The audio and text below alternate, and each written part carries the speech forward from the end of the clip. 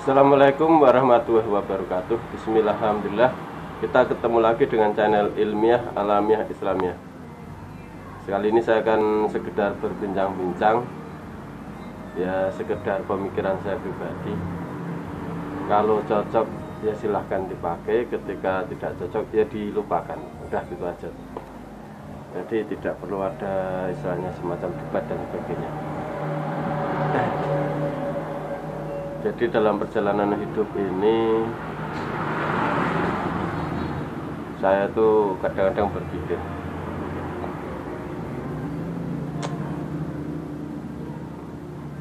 kenapa ya hidup ini kok susah? Kenapa hidup ini kok miskin? Kenapa hidup ini banyak sekali hajat yang tidak bisa saya capai? Dulu saya sering mengharap punya uang untuk modal ini, untuk beli ini dan sebagainya. Ketika dapat uang, bingung lagi. Kenapa bingung? Karena nggak cukup. Untuk memenuhi hajat itu nggak cukup. Pengen ini, itu nggak kebeli. Pengen beli itu, yang ini nggak perlu beli. Pakai modal ini kurang. Nah, problematik seperti itu terus menerus. Ya otomatis ada suatu pertanyaan yang bergelut di pikiran saya.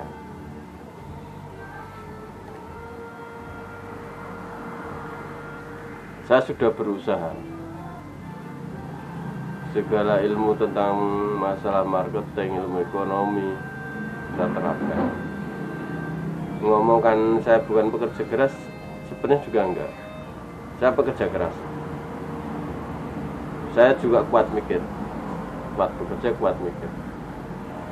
Tapi ya boleh dikatakan secara ekonomi memang seperti itu aja. Yang menyebabkan kenapa seperti itu? Ada apa sebenarnya? Salah siapa? Salah saya kah? Atau sudah Allah menakdirkan seperti ini? Kalau salah saya, di mana salahnya? Nah, kalau saya menyalahkan Allah jelas nggak mungkin. Karena Allah itu al-haqqu, maha benar. Allah itu al-haq, maha benar. Tidak mungkin salah. Saya miskin bukan salahnya Allah, pasti salah saya. Cuman salahnya di mana? Kalau sampai untuk posisi yang seperti saya, bingung dan bingung, bahasa Jawanya bangbung, bahasa Solonya una-unu. Nah, hanya gitu-gitu aja, itu tidak mungkin Allah salah, tidak mungkin. Yang salah mesti sampean. Sama, yang salah kondisi seperti ini, yang salah saya.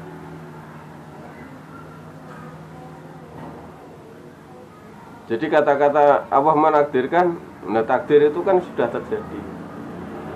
Hukum Islam itu yang kita yakini ada qada dan qadar. Qadar itu takdir yang sudah terjadi. Yang sudah terjadi ya sudah, nggak bisa diperbaiki. Mau sudah terjadi. Tapi yang belum terjadi, bagaimana kita memperbaiki?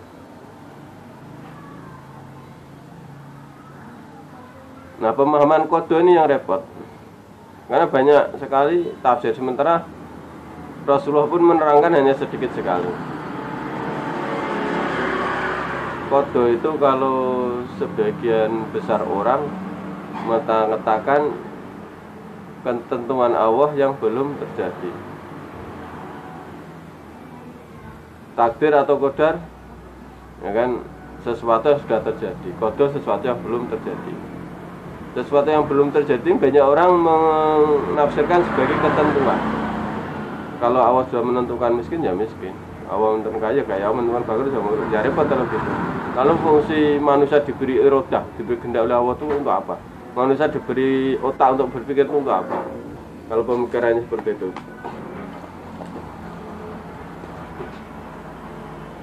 Maka kalau saya memahami qada itu bukan ketentuan. Artinya apa?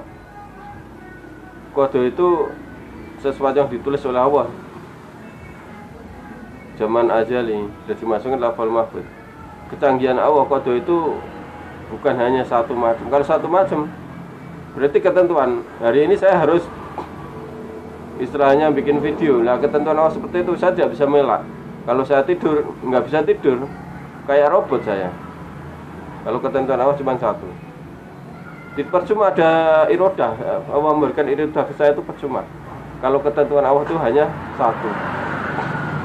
Kalau orang sudah di kodonya neraka, ya neraka. Nggak bisa. Pasti ada kode surga itu. Tinggal dia mau milih neraka atau milih surga. Itu pilihan.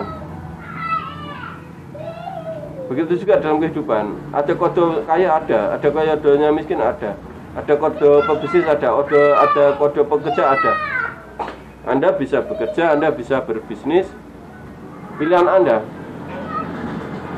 Anda mau nganggur bisa. Anda mau kaya pakai lewat apa bisa? Lewat cara mencuri bisa. Lewat cara korupsi. Nah, ya sulitnya Anda harus punya jabatan kalau korupsi. Yang tidak bisanya kan jabatan.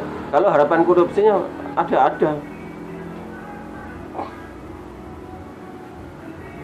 Anda bisa kaya lewat cara bekerja bisa. Anda bisa kaya lewat cara berbisnis bisa. Bisnis pun macam-macam. Anda bisa kaya lewat jualan pentol, Anda bisa kaya lewat potong rambut, Anda bisa kaya lewat menjadi orang partai politik, bisa semua. Maka kodo itu bagi saya suatu pilihan, bukan ketentuan. Kalau kodo itu cuma satu, saya harus jadi tukang potong rambut, saya tidak punya keahlian yang lain, pasti nggak akan bisa belajar yang lain. Mempelajari ilmu tentang bagaimana memasak nasi tidak mungkin, membuat nasi nggak mungkin. Yang saya bisanya potong rambut, karena seperti robot, nggak ada yang namanya iroda, percuma. Kalau kodo itu ketentuan, berarti percuma manusia itu diberi iroda. Ini menurut saya. Anda beda pendapat dengan saya boleh. Anda mengatakan kodo itu satu, ketentuan Allah. Kita itu manusia itu hanya saat dermo ngelampaui, hanya sekedar menjalankan, terserah, itu boleh. Tapi saya nggak bisa. Itu bagi saya aliran fatalisme. Kita manusia itu saat dermo ngelampaui itu bagi saya fatalisme. Fatalnya di mana? Nah, percuma kita diberi roda, diberi kehendak, kita diberi rasio. Kalau hanya saat dermo ngelampaui. Kalau saat dermo ngelampaui, maka Allah itu posisinya tidak maha benar, tidak mungkin. Kalau kita bangkrut, salahnya Allah. Kenapa saya diberi bangkrut? Itu kalau saat dermo ngelampaui. Tapi kalau kodo itu pilihan, saya mau bangkrut, mau sukses, itu saya. Allah mengizini, memberikan pilihan. Maka kodo itu tiap detik bisa bermacam-macam jenisnya, bisa ribuan. 1 jam lagi saya bisa duduk, bisa berdiri, bisa ngobrol, bisa minum kopi, bisa di masjid, bisa di pasar, bisa di kafe, bisa di jalan, macam-macam. Itu pilihan, saya nggak robot. Saya punya iroda, saya punya rasio. Nah, karena itu pilihan, maka Allah memberikan sarana untuk memilih. Sarana memilih itu ilmu. Ada yang pertama ilmu syariat. Kalau yang kita pilih itu sesuai syariat, maka kita akan mendapatkan pahala. Kalau yang kita pilih ini sesuatu yang bermaksiat, kita mendapatkan dosa. Maka tanggung jawab kita. Tidak bisa saya mengatakan sokak di akhir Jawa, saya tuh mencuri itu karena kode engkau ya Allah. Tidak bisa. Saya mencuri itu karena kode. Kalau engkau tidak menulis kode saya mencuri, saya tidak akan bisa mencuri. Tidak bisa seperti itu. Karena saat Anda mencuri atau sebelum Anda mencuri, ada kode-kode lain yang bisa, ya kan, Anda pilih dan itu tidak mencuri. Maka Allah Maha benar.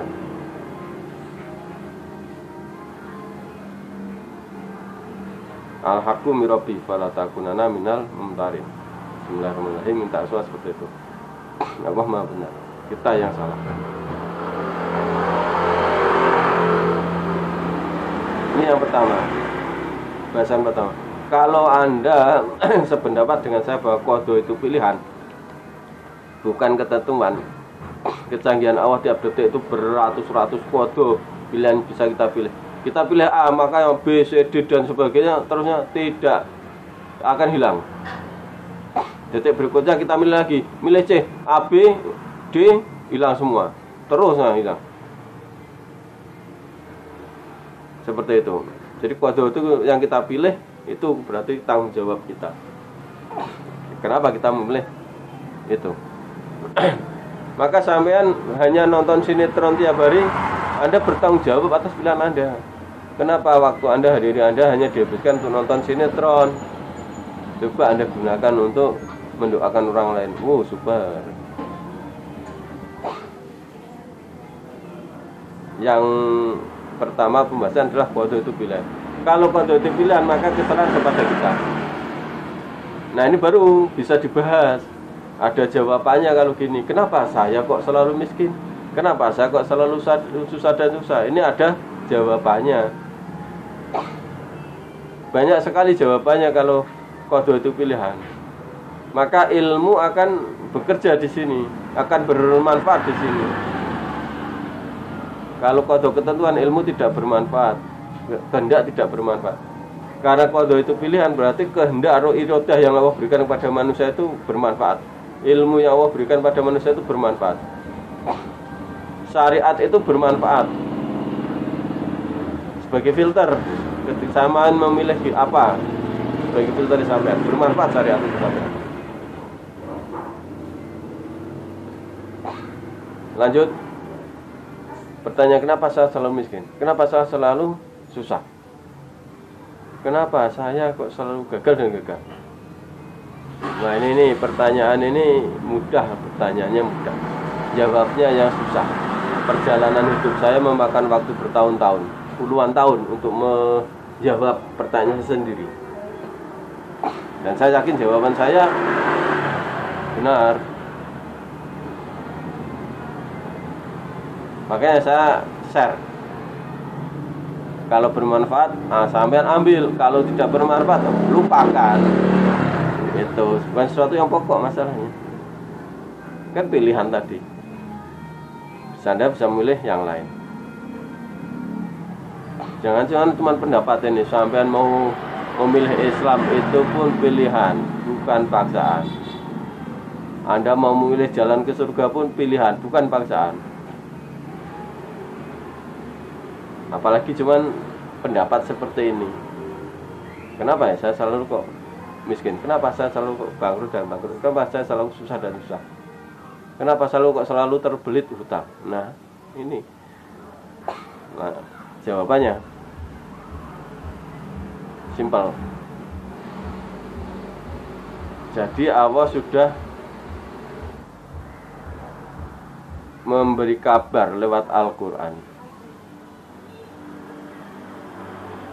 Sesungguhnya Allah tidak akan menguji seseorang di luar kemampuannya. Ini sampean pegangi. Sesungguhnya Allah tidak akan menguji hambanya atau manusia di luar kemampuannya. Ini yang sampean pegangi. Jadi pertanyaan itu jawabannya seperti ini. Nah, kok bisa? Saya itu mampu berbisnis, saya mampu jualan bakso. Bakso saya enak. Kenapa saya bisa rugi dan rugi, minus dan minus, bangkrut dan bangkrut? Nah, kemampuannya ini yang sampean tafsirnya itu beda. Allah tuh menilai hatinya sampean, bukan menilai si skill fisiknya sampean. Masalahnya di situ. Anda bisa memijat, Anda bisa menterapi seseorang, Anda bisa punya keahlian pengobatan, Anda bisa jadi miskin. Miskinnya bukan karena pijitnya, miskinnya bukan karena terapinya. Anda bisa jualan bakso, Anda bisa membuka bengkel sepeda motor, dan itu dilakukan. Anda sudah bekerja sebagai mekanik, tapi Anda miskin. Bisa. Miskinnya bukan karena mekaniknya, miskinnya bukan karena jualan baksonya. Karena Allah tidak menilai fisik, tidak menilai skill yang ada di fisiknya sampean. Yang Allah nilai itu hatinya sampean. Maka kata-kata sesungguhnya Allah tidak akan menguji seseorang atau manusia di luar kemampuannya. Ini standarnya ada standar hati. Hati ini sampean itu gimana? Ini harus sampean pahami. Kalau hati ini sampean itu punya kemampuan di bidang sedih, itu banyak selalu sedih. Jualan bakso sedih, jualan mie ayam sedih, jualan nasi goreng sedih, tidak kerja sedih, sedih dan sedih. Karena Anda kemampuannya di bidang sedih, maka Allah memberikan cobaan yang berupa sedih dan sedih-sedih. Anda itu otomatis dalam kodonya itu, ya kan, nalurinya Anda itu memilih hal-hal yang sedih terus. Seperti kodone sampai itu ada yang tidak sedih, yang menyenangkan banyak.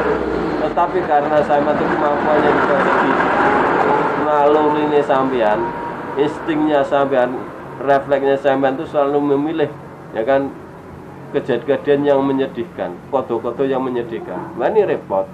Udah gini, Anda ini sukanya marah dan marah, marah terus. Anda seorang idealis, Islam tuh harus gini.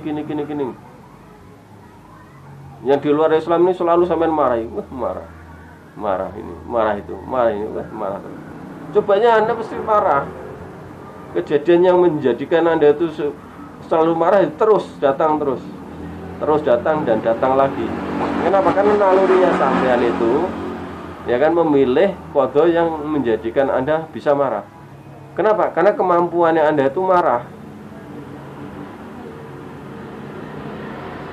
Ini loh.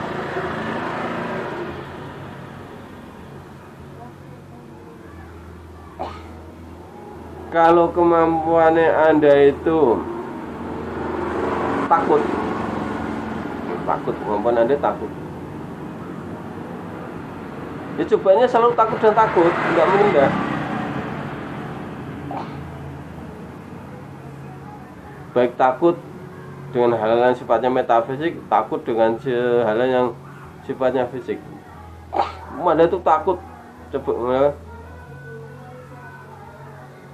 takut disantet, takut diguna-guna orang, takut disihir. Anda selalu rupiah dan rupiah. Ragu rukyah itu menghilangkan takut.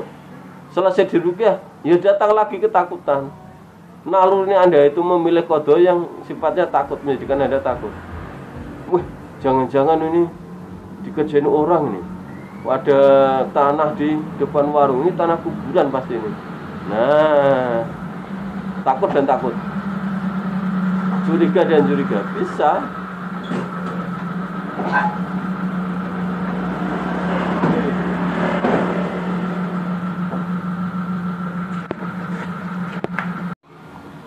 Kita lanjut. Jadi tadi ada tamu, saya matiin videonya, kita lanjut lagi. Nanti videonya saya sambung dengan yang ini. Tadi tentang Anda itu selalu takut dan takut. Oke. Coba Anda amati sambil lihat teman Anda, pasti ada. Wah, itu si Iwan itu enak dan enak terus, seneng dan seneng terus. Orang tuanya berduit, dia itu gagah ganteng, mobilnya bagus, ceweknya cantik. Dapat kerjaan kok, jabatannya tinggi lagi. Enak dan enak terus orang itu. Mungkin Anda punya teman yang seperti itu, enak dan enak. Nasibnya dia memang suka enak dan enak tok. Nah, bisa jadi seperti itu. Kenapa? Dia kok enak dan enak tok? Jawabannya karena dia punya kemampuan. Hatinya tuh punya kemampuan di bidang senang, di bidang gembira. Maka cobaannya itu hanya cobaan yang gembira dan gembira, senang dan senang. Yang perlu Anda ketahui, Anda itu senang dapat uang 1 miliar, itu juga cobaan. Anda itu rugi minus 1 juta itu juga cobaan, sama-sama cobaan. Anda mensikapi dapat uang 1 miliar dengan rasa syukur, Anda itu akan ditambah kenikmatannya.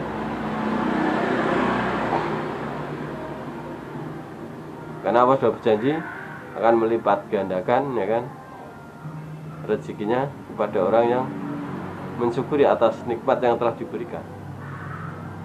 Anda itu bersabar, apalagi berdoa, ya Allah berilah saya kesabaran, ya jadikan saya seorang yang sabar, ya, karena Anda rugi minus 1 juta. Ya Anda akan menjadi orang sabar, dan sabar disabarkan oleh Allah. Dan Anda berpahala dengan kesabaran Anda. Si Iwan berpahala dengan syukurnya. Pilihan kepada Anda. Sebenarnya Anda bisa berpahala dengan syukur Anda, tapi Anda memilih berpahala dengan sabar. Nah, cobaan sabar itu miskin, rugi, bangkrut, penyakitan, dihina orang, itu cobaan sabar. Anda berdoa, ya jadikan saya orang sabar. Berarti Anda siap dengan cobaan sebagai orang sabar. Seperti itu. Sampean amati cobaan yang menimpa Nabi Ayub alaihissalam. Nabi Ayub alaihissalam itu orang yang paling sabar. Sampai dibuang oleh orang-orang kampung ke hutan. Kenapa? Tubuhnya bau busuk. Soal penyakitan, bau busuk lagi. Sampai anaknya meninggal di depan matanya karena kelaparan.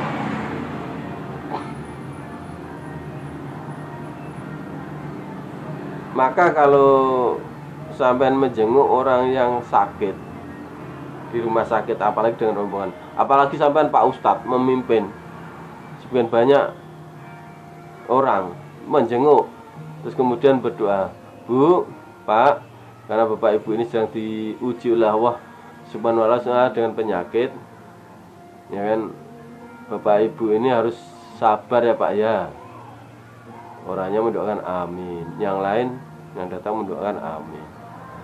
Jadi sabar. Sakitnya bisa jadi nggak sembuh-sembuh, atau sembuh sakit lagi, harus jual kebun untuk biaya rumah sakit, bisa jadi sedih dan sedih. Ini cobaan sabar. Sabar itu bukan doa, sabar itu sifat. Pembelingannya sifat. Nggak perlu kita berdoa menjadi orang sabar. Sifat. Nggak perlu sampai ucapkan, wah untung saya mau sabar. Nggak perlu. Kalau kayak gitu cobaannya sabar jelas. Sampai akan menjadi orang sabar. Terus cobaannya sabar. Sakit. Susah. Maka kalau sampean itu menjadi umatnya Muhammad Rasulullah SAW, jangan berdoa menjadi orang sabar.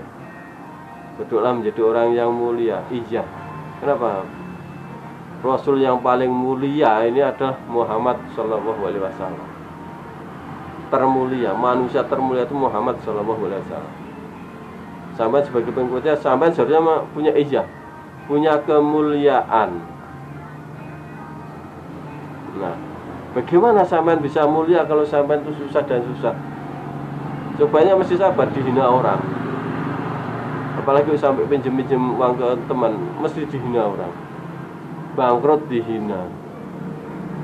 Wes, mulia susah. Tapi kalau sampean itu sebagai saudagar kaya raya, sampean saja orang, sampean dimuliakan orang. Atau sampean menjadi ulama, nasihat sampean didengarkan orang, berarti sampean dimuliakan orang. Kalau sampean ngomong orang pada lari, sampean tidak dimuliakan. Kalau sampean itu mendengarkan video ini dah sampai sekarang masih mendengar, berarti sampean menghormati saya, menghargai saya. Berarti saya ini dimuliakan oleh Allah dengan apa yang saya omongkan. Maka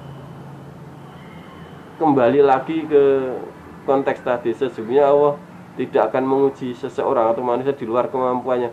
Ini harus saya tanamkan. Kemampuan ini bukan di fisik, bukan kemampuan manajemen, bukan kemampuan teknis, bukan kemampuan marketing, bukan kemampuan pembukaan, bukan.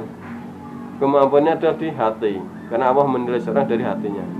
Maka persiapkan diri Anda untuk mampu, ya kan, mampu dengan kemampuan senang. mampu dengan kemampuan yang bersifat senang.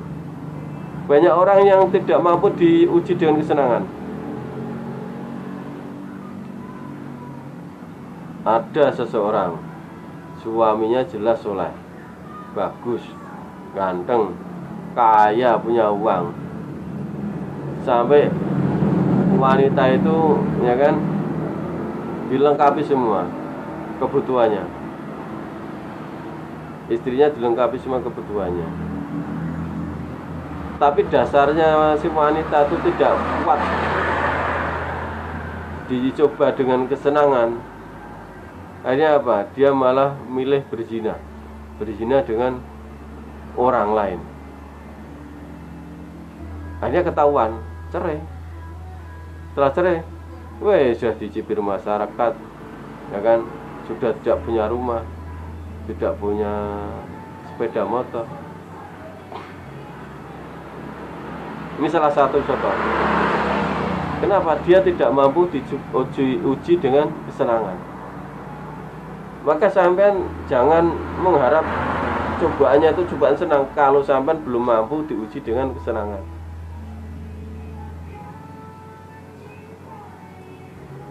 Ini yang harus sampean perhatikan. Sampean ingin kaya, persiapkan diri Anda mampu diuji dengan kekayaan. Sampean ingin berharta, persiapkan diri Anda mampu diuji dengan harta. Penyiapannya bukan dengan skill fisik, bukan. Penyiapannya bukan dengan ilmu manajemen, bukan. Ilmu bisnis, bukan dengan marketing dan sebagainya.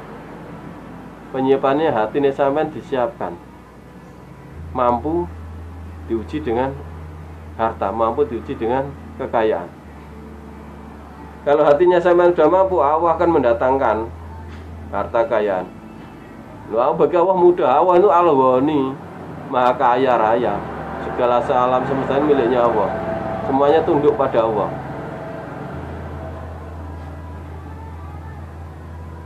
Bukan Allah yang susah, Anda yang susah. Susah untuk hatinya ini, saya tuh mampu diuji dengan kekayaan, mampu. Banyak sekali orang tidak mampu diuji dengan kekayaan. Bisnis sudah melancar, dia nggak mampu diuji dengan kekayaan. Hanya apa? Jatuhnya ketugel. Dia baru ngelamar nomor terus. Bisnisnya terbengkalai. Semakin surut semakin akhirnya miskin. Bisnisnya kacau. Gara-gara tugel banyak. Mungkin bukan Anda, tapi di lingkungan Anda banyak orang yang semacam itu.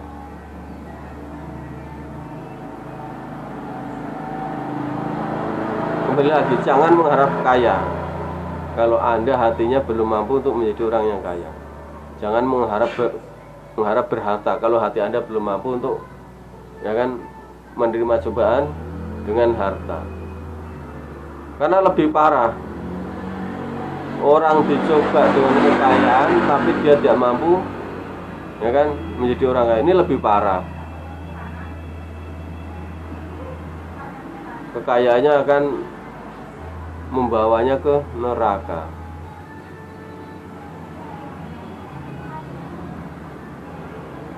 Lanjut. Lalu bagaimana agar hati saya itu mampu kaya, agar hati saya itu mampu diuji dengan kekayaan, agar hati saya itu mampu diuji dengan ketakutan?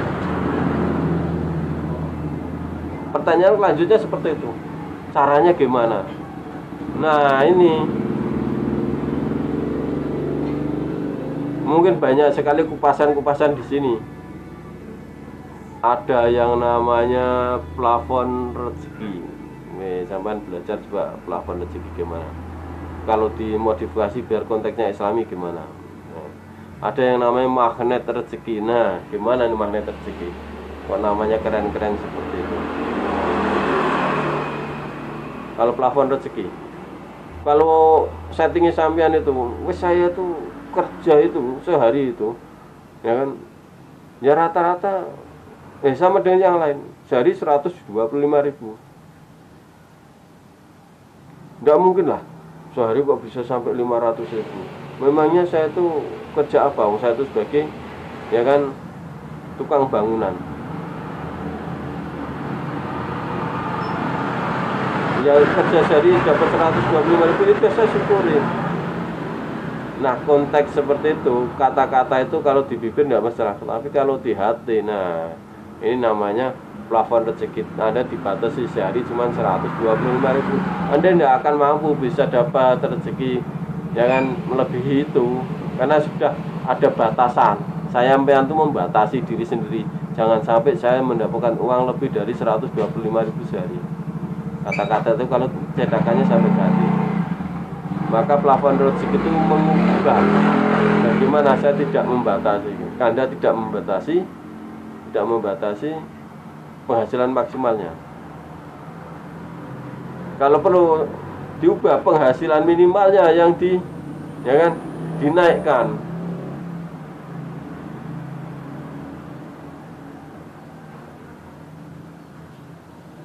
Ini plafon rezeki. Nah, salah satu contoh. Ini diucapkan terus berulang-ulang. Sebanyak mungkin, sering mungkin. Mau tidur kah, bangun tidur kah, sehabis sholat kah, sebelum sholat kah. Ini untuk membuat plafon rezeki. Ya Allah, Engkau itu Al-Ghani, Engkau pemilik alam semesta ini. Engkau yang menguasai perbendaharaan harta di dunia ini, perbendaharaan harta di dalam bumi, perbendaharaan harta di langit sana. Dan saya ini hamba-Mu ya Allah. Saya mengakui bahwa Engkau itu Al-Ghani. Dengan berpegang pada sifat-Mu yang Al-Ghani ini ya Allah, saya mampu punya penghasilan sebulan 200 juta ya Allah. Karena saya berpegang pada sifat-Mu Al-Ghani.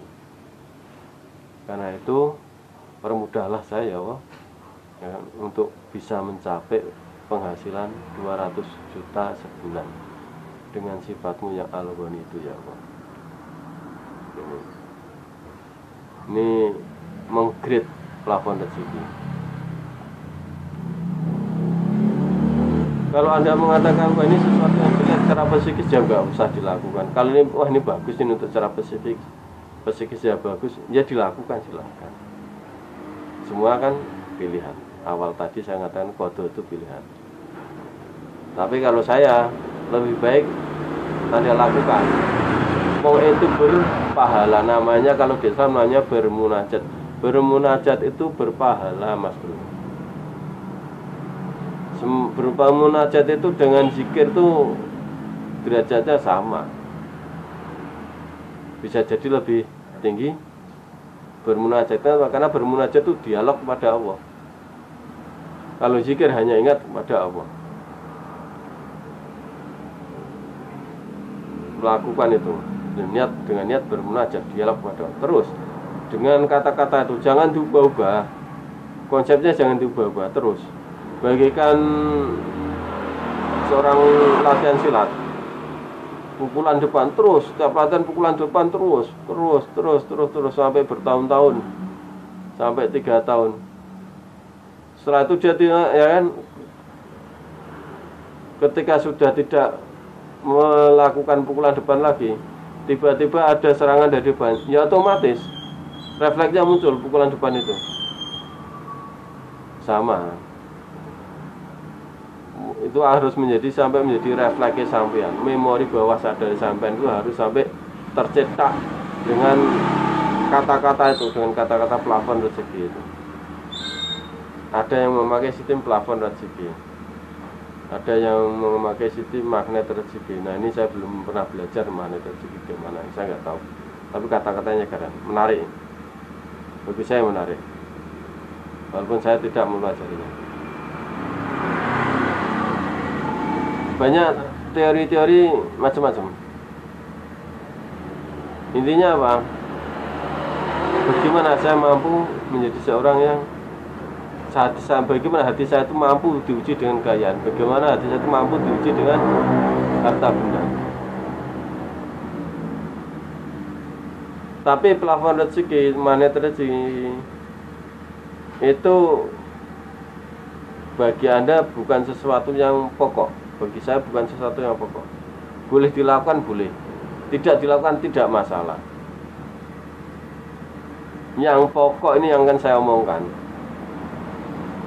untuk menjawab pertanyaan tadi, bagaimana ya agar hati saya itu mampu untuk diuji dengan harta benda, mampu diuji dengan kekayaan.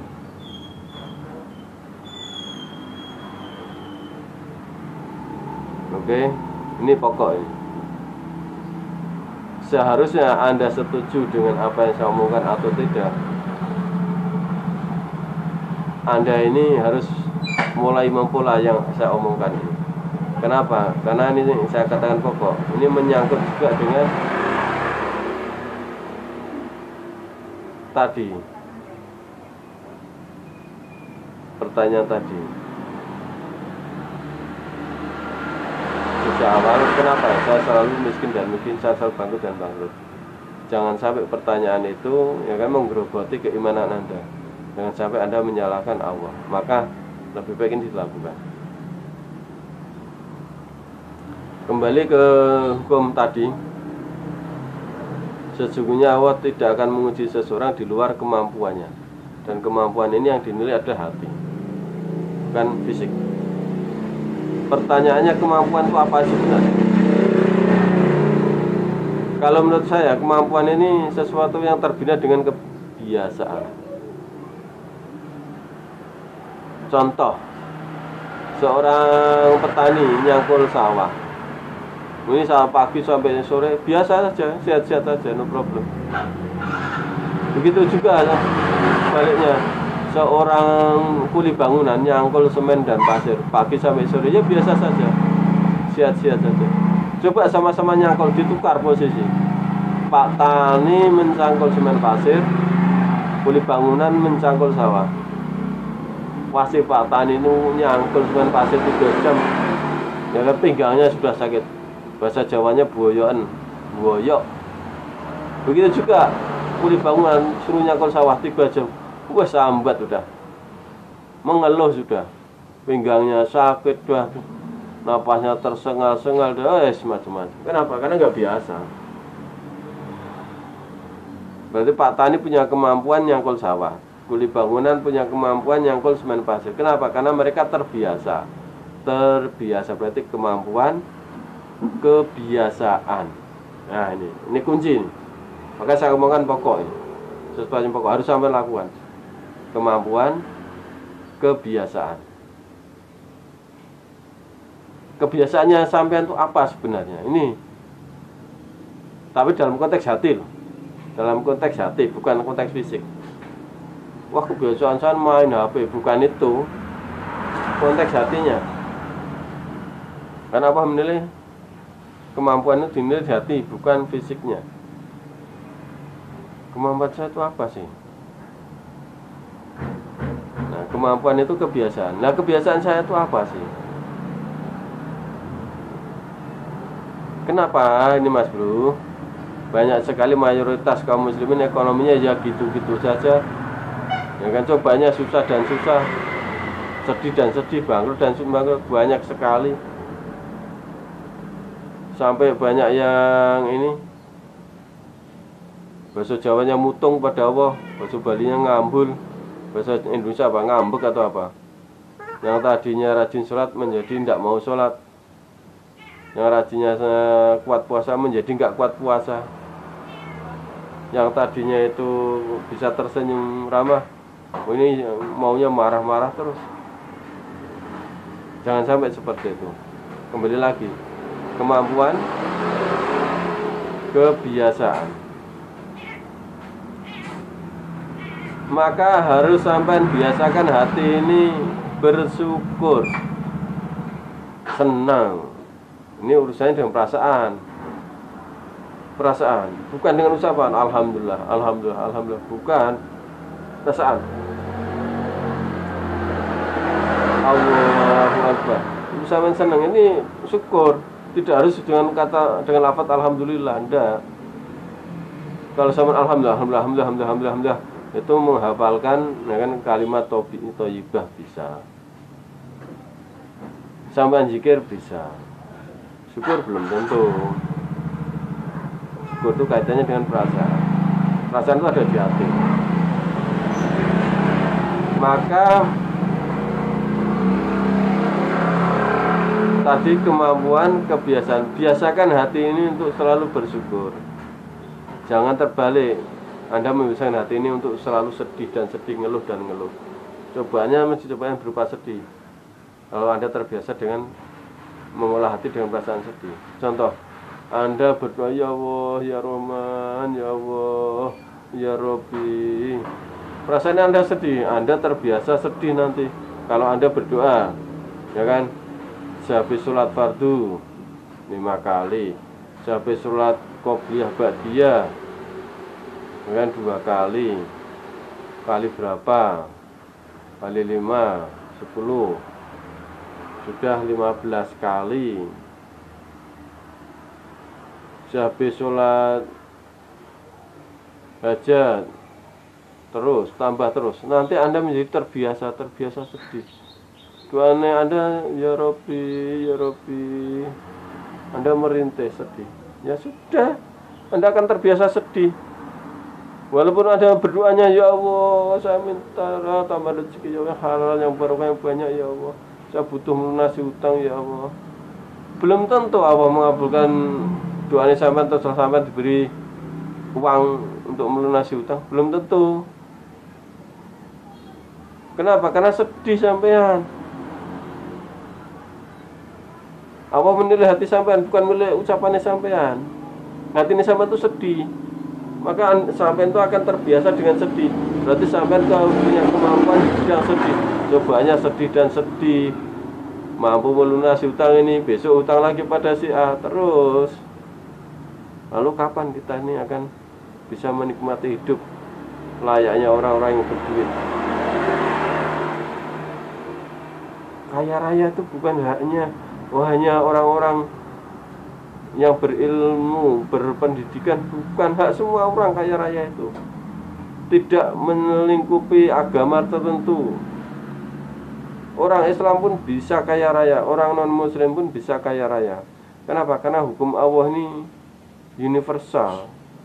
Allah sejujurnya Allah ngerti, sesungguhnya Allah tidak akan menjadi seorang di luar kemampuannya. Ini sifatnya universal. Maka yang seharus sampean lakukan, mulai mengolah hati. Bagaimana perasaan sampean ini bisa berubah total 100%. Yang tadinya perasaannya sedih diubah menjadi perasaan bersyukur.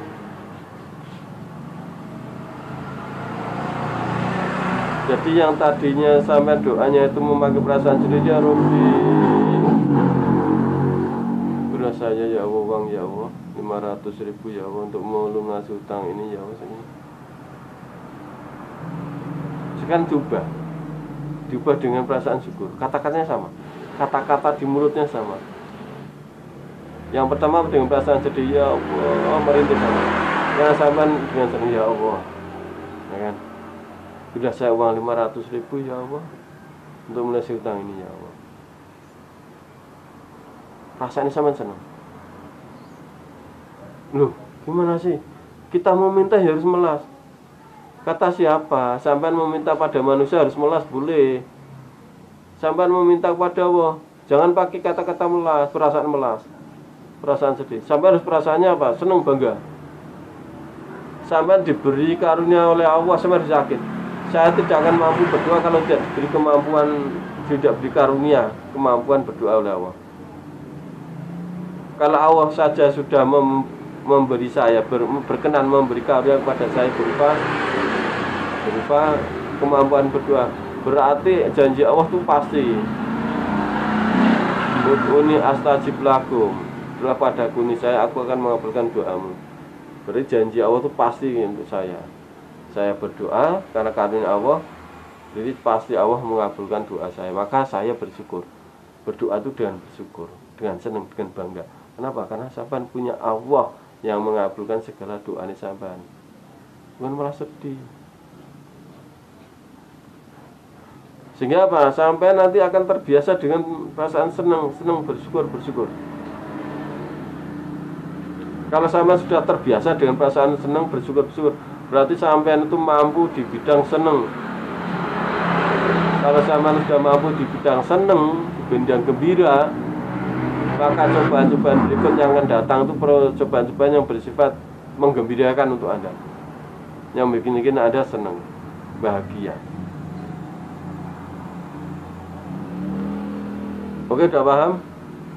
Semoga paham yang saya maksudkan. Maka apapun konteks ibadah Anda zikir, luapkan perasaan syukur, luapkan perasaan senang. Subhanallah, subhanallah, subhanallah. Nggak perlu cepat-cepat, subhanallah, subhanallah, subhanallah, subhanallah. Nggak perlu cepat-cepat. Ngapain cepat-cepat?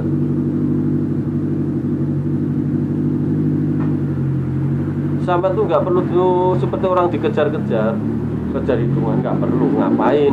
Ini pemikiran saya. Kalau ada setuju silahkan pakai, nggak setuju ya silahkan. Mau namanya semua pilihan. Kalau saya lebih suka santai, subhanallah, subhanallah, ya Allah, subhanallah, subhanallah. Perasaannya tak luapkan, senang. Bukan hanya alhamdulillah senang itu. Astagfirullahaladzim, senang. Kenapa? Allah pasti mengampuni dosa kita. Allah sudah janji untuk ini atajib lakum. Kenapa kita nggak senang? Mau kita punya Allah yang pasti tidak akan mengingkari janji. Dan kita sudah diberi karunia berdoa itu sesuatu yang luar biasa loh. Banyak orang nggak mampu berdoa, Mas Bro. Kalau sama itu mampu berdoa, mampu menghadap Allah, mampu bermunajat kepada Allah, syukuri. Jangan malah sedih.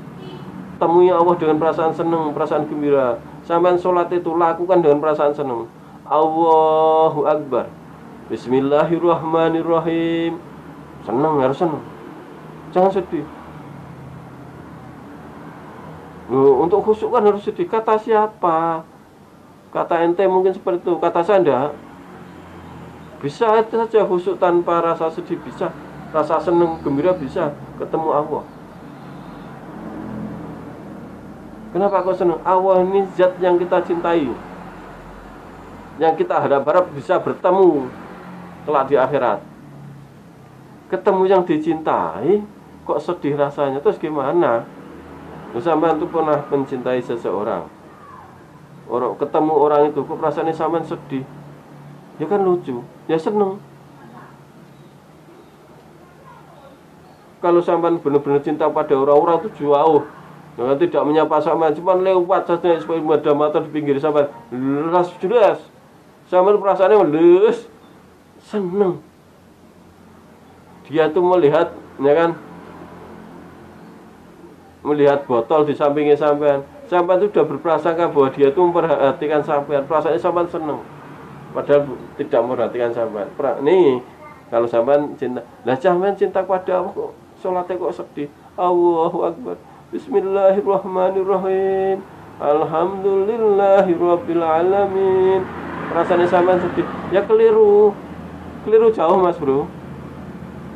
Coba perasaannya.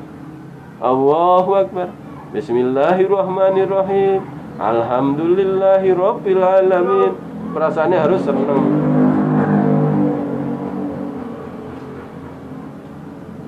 Oke, sudah paham? Kalau sampean berdoa dengan perasaan senang, berzikir dengan perasaan senang, bermunajat dengan perasaan senang, sampean sholat dengan perasaan senang, sampean mau tidur berdoa dengan perasaan senang, sampean mau mandi berdoa dengan perasaan senang, sampean mau makan berdoa dengan perasaan senang, sampean habis makan berdoa dengan perasaan senang. Wah, super. Sampean habis makan memang mengucapkan kalimat alhamdulillah dengan perasaan senang. Wah, super. Dengan perasaan senang. Nah, ini nih.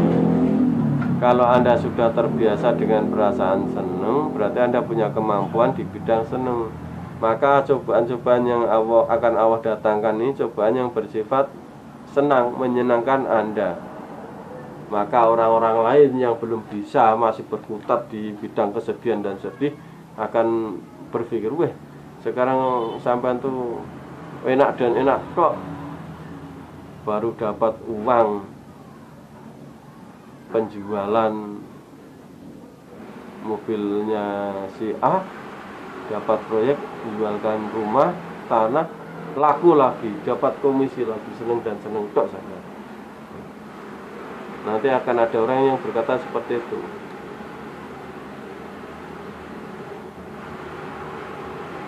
Ini Mas Ahmad Hermawan ini kalau paham apa yang saya omongkan ini,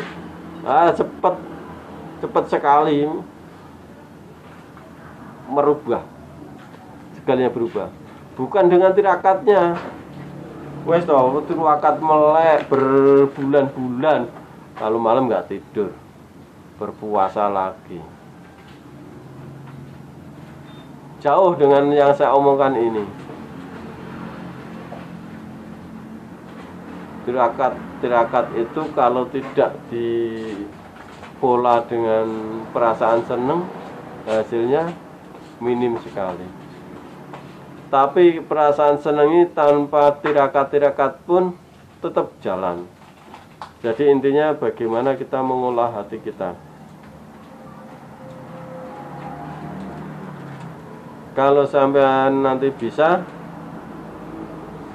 mengolah hati ini sampean, insya Allah nggak ada yang susah. Gak mau meniru pola saya, saya itu sakit saya nikmati, senut, alhamdulillah ya Allah, alhamdulillah. Perasaan tak bikin senang, perasaan sedih tak buang, alhamdulillah ya Allah. Kenapa? Konteks saya itu bukan sakitnya. Kalau nahan sakit ya tetap sakit. Konteks saya itu karena Allah berkenan mengampuni dosa saya, kan bersyukur diampuni oleh Allah. Maka saya sakit itu saya tahan sampai 3 hari baru saya terapi. Tidak langsung saya bekam, enggak. Saya pagi bengkak ke masjid, susah jalan. Orang-orang pada kasihan karena kesakitan. Yang sakit tetap kesakitan, tapi hati saya beda. Hati saya itu senang. Kenapa? Karena Allah berkenan mengampuni dosa saya. Saya bekam, darah kotor saya buang. Saya husnudzon saja. Allah itu saya berdoa, astagfirullahaladzim, Rabbi firli, ini Allah berkenan mengampuni dosa saya. Ditunjukkan loh, ini loh darah haram yang ada di tubuhnya, ya kan? Saya buang saya darah itu, darah kotor, darah haram ya, bahasa sayanya. Saya buang saja. Coba kalau tidak saya bekam, tidak saya buang, kelak mati, darah itu terbawa. Membersihkannya harus dibakar di neraka sampai jadi hangus, jadi abu darah itu. Karena darah itu dalam tubuh sakitnya kayak apa? Tubuh yang lain pun ikut terbakar. Maka sakit pun harus dinikmati. Sakit ditahan, ya ditahan. Terasa sakit, ya terasa sakit. Yang namanya sakit, ya terasa sakit. Di fisik terasa sakit. Tapi hati ini sampean harus bersyukur. Karena Allah ini berkenan mengampuni dosanya sampean. Sampean bangkrut, harus dinikmati, harus disyukuri. Kenapa? Barangkali kalau tidak bangkrut, sampean itu tidak mampu menahan cobaan yang akan datang, yang membawa sampean kepada kemaksiatan, atau bahkan sampai kepada kekufuran, kesyirikan. Berarti Allah itu mencintai sampean, harus disyukuri. Coba segala hal yang terjadi, coba syukuri. Sampai dibenci orang, dimaki orang, syukuri. Kenapa? Karena Allah berkenan mengurangi dosanya sampean. Kelak di akhirat itu loh, dosanya sampean itu dikurangi, diberikan kepada orang yang mencaci sama maki sampean. Kalau sampean sudah gak dosa, berarti pahalanya dia diambil, ditarik ke sampean. Syukuri saja, santai.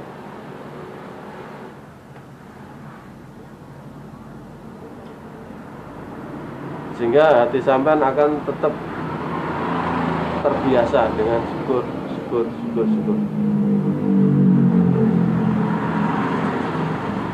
Jadi kata-kata istiqomah itu bukan hanya sekedar pekerjaan fisik. sholat sunnah secara istiqomah, bukan hanya pekerjaan fisik, Mas Bro. Yang utama hati. Jadi hati ini sama itu harus tetap istiqomah. Apapun yang terjadi harus tetap bersyukur, tetap senang. Perasaannya senang. Loh saya itu loh, agar bisa sholat dengan perasaan senang ini sangat berat. Itu bukan sebulan, 2 bulan baru bisa. Dan itu harus saya paksakan. Saya sholat itu sambil bibir saya itu saya paksa agak tersenyum. Kenapa? Agar bisa memasukkan perasaan senang ke dalam hati saya saat sholat.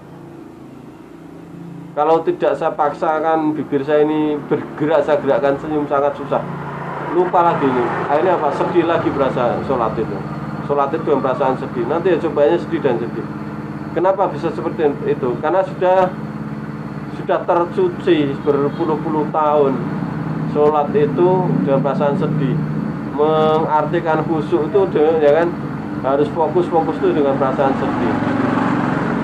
Ini saya buang, saya ganti. Nah, karena berpuluh-puluh tahun sampai umur 50 tahun baru saya menyadari akan hal ini.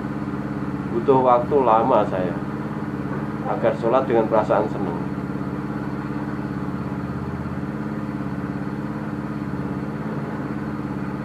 Semoga paham. Jadi Allah tidak akan menguji seseorang atau manusia di luar kemampuannya. Kemampuan ini yang dinilai Allah bukan di fisiknya, bukan di skill-nya, bukan di keahlian sampean sebagai montir, bukan di keahlian sampean sebagai seorang marketing, bukan di keahlian sampean sebagai akunting, tapi hati. Allah tidak akan menguji seseorang atau manusia di luar kemampuannya. Ini yang dinilai Allah adalah hatinya. Nah, bagaimana hati kita itu punya kemampuan di bidang kaya raya. Berarti Allah menguji kita dengan harta benda ini, kita tuh mampu. Caranya biasakan hati ini agar mampu di bidang kaya raya. Mampu itu berarti seneng, syukur. Maka biasakan hati ini bersyukur. Berdoa dengan rasa senang, dengan rasa syukur. Berzikir dengan rasa senang, rasa syukur. Sholat dengan perasaan senang, rasa syukur. Cobaan yang menimpa kita, bangkrut, disyukuri. Dinikmati saja kebangkrutan. Sakit, disyukuri, rasakan saja sakit itu, dinikmati saja. Tahan sakit itu sampai 3 hari. Setelah 3 hari baru terapi. Syukuri, kenapa? Karena Allah sedang berkenan mengampuni dosa sama. Jangan sampai sampean itu sembuh tanpa pengampunan dari Allah. Jadi sakit pun harus disyukuri. Apapun yang terjadi harus disyukuri. Perasaan ini harus senang, gembira. Nanti Anda akan terbiasa dengan perasaan senang dan gembira, perasaan bersyukur. Maka cobaan-cobaan di kemudian hari sudah berubah. Yang tadinya cobaan itu berupa cobaan sedih, kesedihan akan diubah otomatis berupa menjadi cobaan yang menyenangkan. Pengertian diubah itu bukan Allah itu merubah kodone, bukan. Karena kodo itu sekali Allah membuat kodo ditulis di Lauhul Mahfuz ya sudah.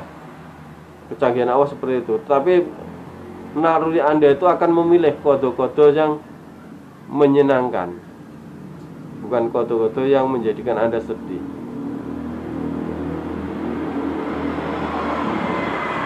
Oke, semoga paham, semoga bermanfaat untuk Anda, untuk keluarga Anda, untuk saudara-saudara Anda, untuk teman-teman Anda semua.